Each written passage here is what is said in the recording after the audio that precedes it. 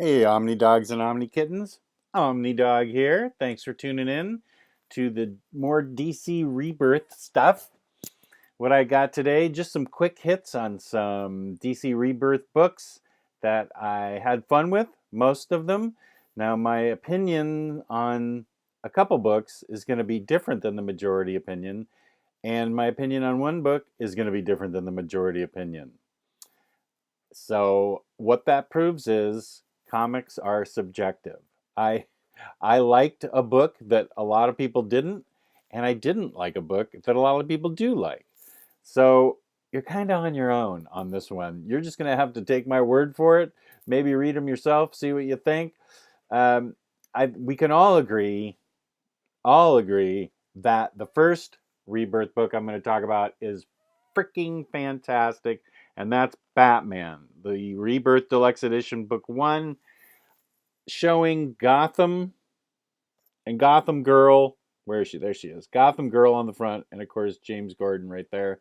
I didn't think I was going to dig Gotham and Gotham Girl, but Tom King knows what he's doing. Should have never second guessed him.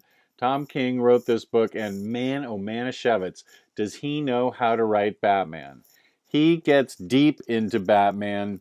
Let me show you a little eye candy here because the art is great too. He gets deep into Batman's psyche like I haven't seen before.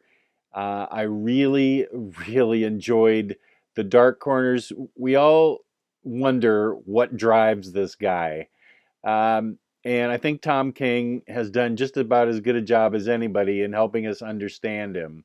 And since this is Rebirth, it is sort of a year one thing, not his origin or anything, but it's taking it kind of fresh and new.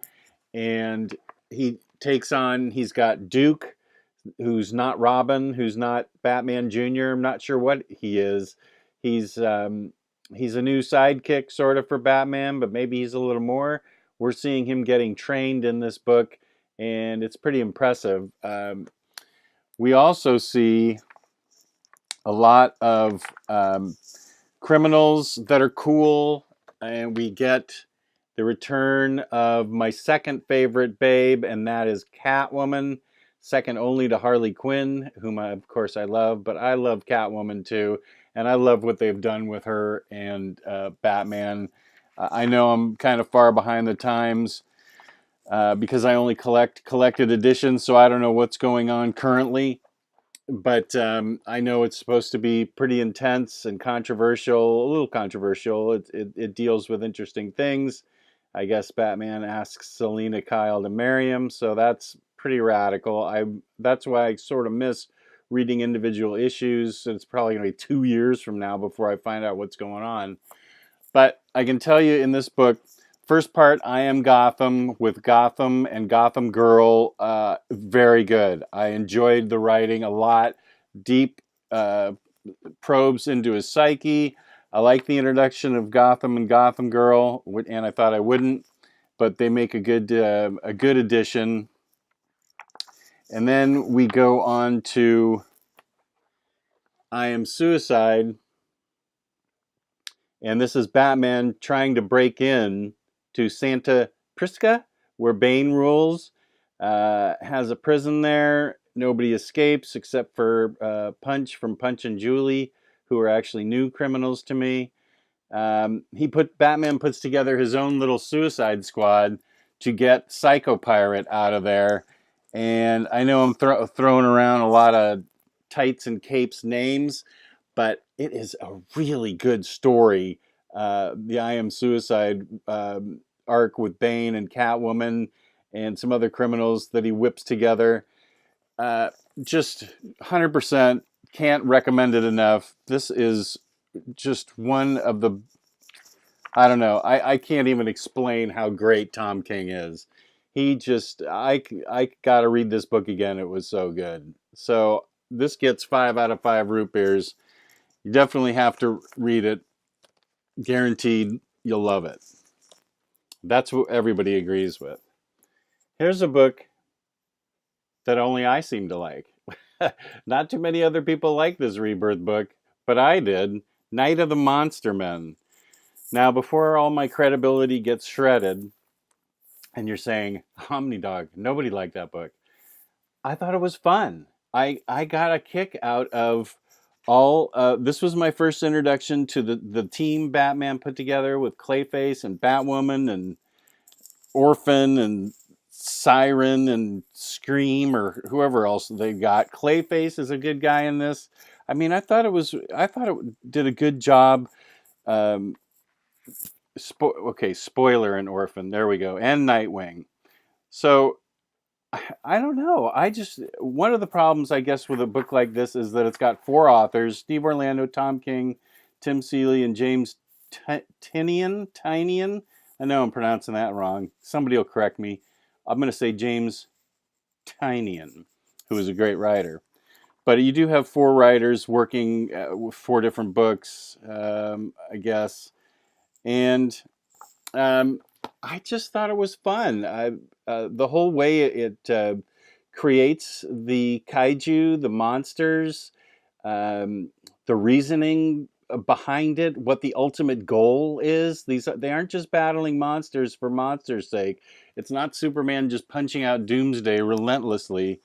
There is an end game here, and I found it really interesting how they figured out the end game. Nightwing um, is a great character in this book, and he's the one that figures things out even before Batman does.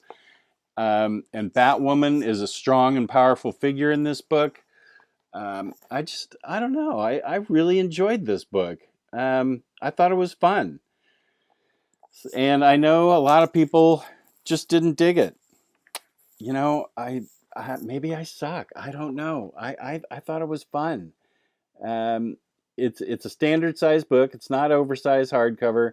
It's a standard size hardcover. But what can I say?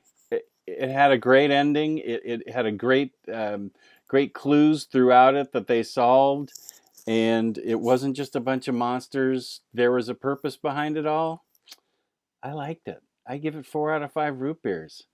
Maybe you won't like it. Maybe you will like it. I don't know. I'm just here to try and help you have fun. That book was fun. Now here's a book a lot of people liked, and I thought it was kind of tired. I really wanted to love it, and that is standard size Batman, All-Star Batman, My Own Worst Enemy. And I don't know why these are standard size. They should all be deluxe size. Um, One thing they do have going for them is they do have cool inner book panels. Now, I have no problem with John Romita Jr.'s art. Some people do. I don't. I thought it was fine. In this story, Batman has to take Two-Face to a place where an antidote possibly exists for Two-Face's condition. But Harvey Dent made the deal to have uh,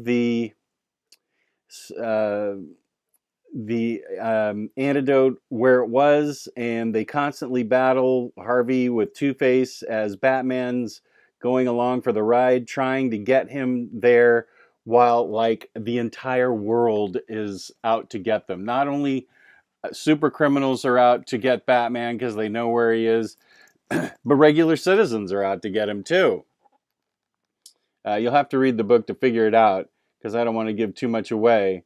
I thought JR's art was fine, JR Jr. But I really just kind of felt, and I say this not easily because Scott Snyder's the man. I bow to no one in my respect for him, but this story just felt a little tired to me. There were a few too many tropes put in. There's a little too many. I don't know, impossible escapes. I can only take so many impossible escapes per book for the Bat God, as Grant Morrison called him. Um, and it just seemed like I'd seen it before. It just seemed a little tired to me. And I apologize to all Scott Snyder fans out there. I apologize to Scott Snyder because you are the man, like he's watching this. But this book just felt a little tired to me, like I'd seen it before. It didn't break any real ground for me. Um, and I found it, gosh, I found it to be kind of boring, really. I give this book 2.8 root beers out of 5.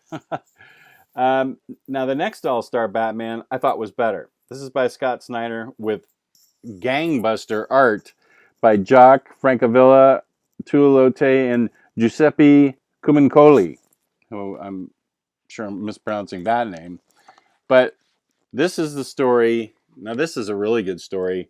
It's got a lot of good. It's more of a villain story. It's got Mr. Freeze. Let's see who it's got in it. Mr. Freeze, Poison Ivy, um, Mad Hatter, and then the mastermind behind it all, who's created all these problems.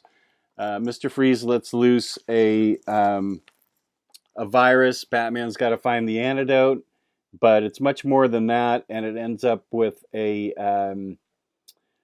face-off with who's really behind all this. And this book I found very interestingly told, well written, and just an all-star collection of great artists. And it was told, I like the paneling there. I like the colors in a lot of the stories. With so many different artists, you get so much different kinds of art, so many different kinds of art. My English was breaking down there for a second. You get so many kinds of different kinds of art. Um, and even though you have different artists in each story, it's still a cohesive story, still really fun, and it's worth reading all the way to the end to find out exactly what's going on in this book. Let's see what the inside looks like. Oh, there's some Riddler in there too. Wait, there's Harley Quinn. I don't remember those guys being in this book. But it's a cool book right there. As you can see, DC's doing a great job with these inside covers. Um, so yeah, I give this book a solid 3.8 out of 5 root beers. Definitely worth reading. I think you'd dig it. And that would be All-Star Batman Ends of the Earth, Volume 2. And then today I picked up a book that is way fun. And that is Supersons, starring Jonathan Kent and Damian, whom I hate. But in this book, Damian's actually pretty good. They feed him a lot of great lines. They keep him as arrogant as possible, but he bounces off of John really well. They can't stand each other. John's got superpowers and constantly is getting dragged into things by Damian, who wants to solve things on his own without his dad. John is, of course, a goody-goody who doesn't want to upset the apple cart at all, but he keeps getting sucked into trying to solve a mystery that Damian is determined to solve on his own without help from his dad. And the dialogue between these two snot-nosed punks is really funny. It is a lot of fun. It's not deep by any means. This is actually a good all ages book, and I'm going to keep this in mind with Moon Girl and Devil Dinosaur as my all ages pick for 2017. It's a lot of fun with a good villain in it, and the chemistry between Damien and Jonathan, anti-chemistry sort of. It really works. You have fun. You like seeing them together. You like seeing them bounce off each other, literally, because they're fighting each other constantly. Um, but it works, and it's a lot of fun. And Damien is reasonably likable in this book, which is a big thing for me to say because normally I can't stand him. And John is great as usual. And you don't see a whole lot of Batman and Superman in this book. It's mostly those two kids. And so that makes it a lot of fun.